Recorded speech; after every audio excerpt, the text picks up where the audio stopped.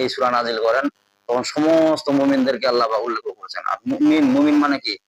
মুমিন মানে যারা খালেজ নিয়তে, ইখলাসের নিয়তে, মানে পার্সোনাল ভাবে একজনকে ডাকা, আর হলো সবার ব্যাপকভাবে ডাকা।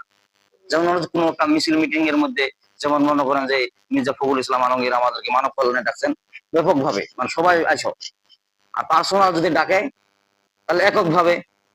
পার্সোনাল ডাকা মানে কি? আল্লাহ মানে স্পেশাল কিছু বলবে ওর না, তাই না? আর ব্যাপক ভাবে ডাকে মানে কি? মানে আম ভাবে সবাইকে বলতেছে।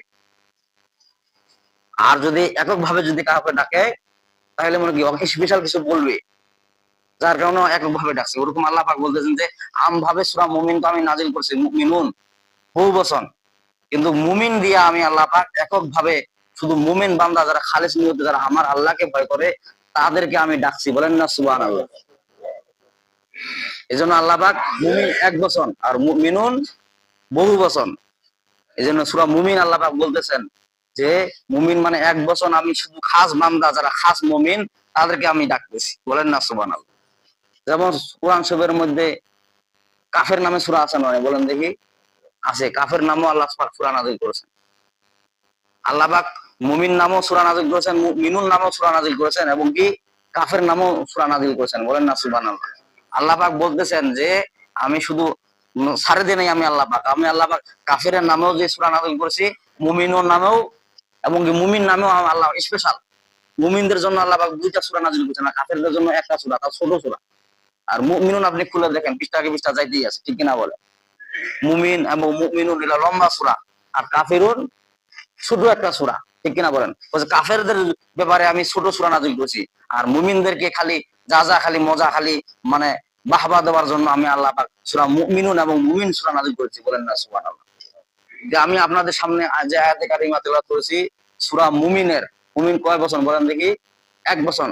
আর মুমিন মানে খাস নিয়তে আল্লাহ পাক এককভাবে ডাকছেন মুমিনদেরকে। আল্লাহ পাক সূরা মুমিনের 51 নম্বর আয়াত। আজকে যেমন আলোচ্য বিষয় কি বলেন দেখি? আজকে যেমন আলোচ্য বিষয় হলো যে আল্লাহ কাদেরকে সাহায্য করবেন। আল্লাহ পাক কাদেরকে সাহায্য করবেন ওই ব্যাপারে আল্লাহ পাক এই আয়াত নাজিল করেছেন। বলেন না সুবহানাল্লাহ। যে আল্লাহ পাক কাদেরকে সাহায্য করবেন এবং কাদেরকে সাহায্য করবেন না। তা আল্লাহ পাক সূরা মুমিনের 51 নম্বর আয়াতে বলতেছেন, কি বলতেছেন?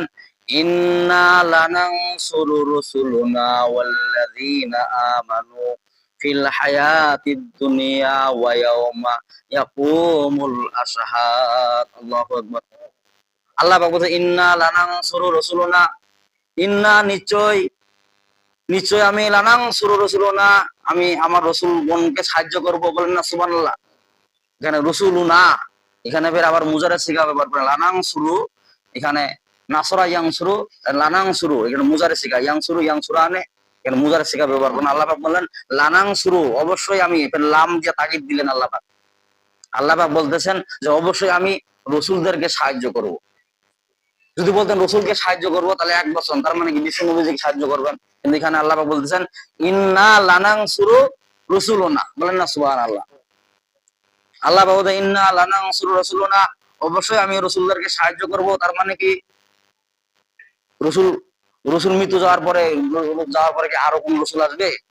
হ্যাঁ, লাউ কানা বাদে বলা যে খাতামান নবী, নবীজি পড়ার পরে আর কোন নবী আসবেন না। কিন্তু এখানে যে আল্লাহ পাক বললেন যে রসুলুনা, এরপরে আবার মুজারের সিগা ব্যবহার করলেন যে আমি রসুলদেরকে সাহায্য করতেছি অথবা করব। তাহলে আল্লাহ কি ভুল ব্যাখ্যা লিখছেন নাকি? বলেন না নাউযুবিল্লাহ।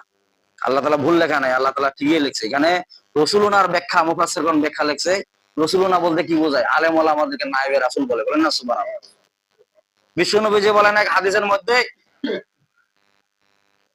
এক সাহাবী জিজ্ঞাসা করলেন যে হুজুর আপনি তো মৃত্যুবরণ করবেন, পরবর্তীকালে যে আপনার উম্মত গুলো আসবে তারা তো আপনাকে পাবে না, তারা যদি আপনাকে খানা খাওয়াইতে চায়, তারা যদি আপনাকে সাহায্য করতে চায়, তারা যদি আপনার সাথে হাত মিলাতে চায় এবং যে বুক মিলাতে চায়, তাহলে তারা কি করবে?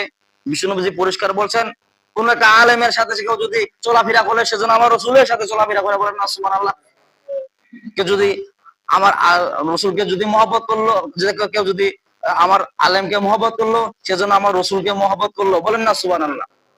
এজন্য আল্লাহ পাক বলছেন ইন্না লানানসুরু রুসুলুনা, ইন্না নিশ্চয় আমি লানানসুরু অবশ্যই অবশ্যই সাহায্য করব রসুলুনা আমাদের রসুলগণকে, পয়গম্বরদেরকে। বলেন না সুবহানাল্লাহ। তার মানে কি, নবীজি চলে গেছে, রসুলুনা মানে নায়েবে রাসূল যারা আলেম ওলামা, তাদেরকে আমি আল্লাহ পাক সাহায্য করব।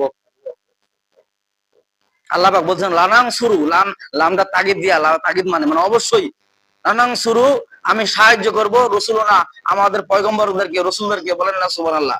তার মানে কি, রসুল চলে গেছে, কিন্তু নায়েবে রাসূল তাদের নতুন রাসূল।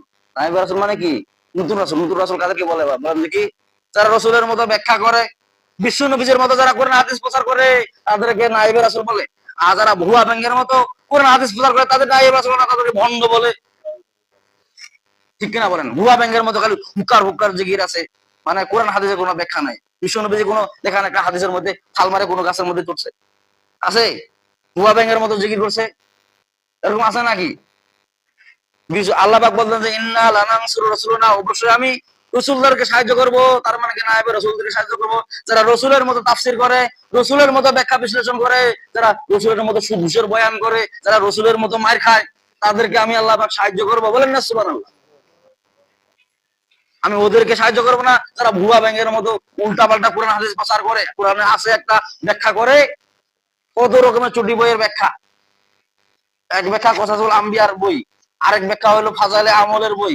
কত রকমের, মানে কোরআনের বাইরে কত রকমের বই বাইর হয়েছে। আল্লাহু আকবার। ওরা নিজে মন গড়া আলেমের বই, ওগুলা ব্যাখ্যা করার করে, কিন্তু কোরআনের কোনো ব্যাখ্যা নাই, হাদিসের কোনো ব্যাখ্যা নাই, মন গড়া ব্যাখ্যা করে ওই ভুয়া ব্যাংকের মতো। এটা তো উঠে আছে, এটা তো উঠে আছে, এটা তো এটা নাই। এমন লোক আছে না নাই? খালি ভুয়া ব্যাংকের মতো জিকির করে, আর ভুয়া ব্যাংকের মতো মনে করেন যে কিবা করে।